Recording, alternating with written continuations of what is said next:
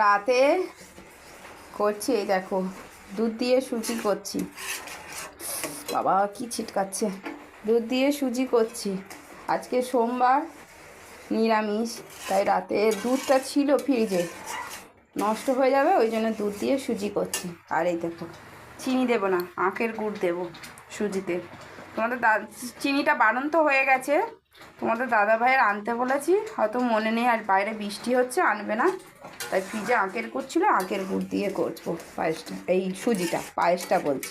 আখের গুড় দিয়ে সুজি পায়েসও করলে ভালো হয়, কিন্তু সুজিও ভালো হয়। এই দেখো ছিটকে ছিটকে কী অবস্থা হচ্ছে, দেখেছো?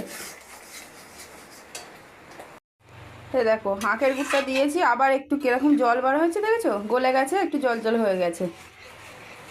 আর পুরো লাল হবে আজকে সুজিটা, আর লাল সুজি আমার ভালো লাগে, ভেজিয়েছিও লাল লাল করে।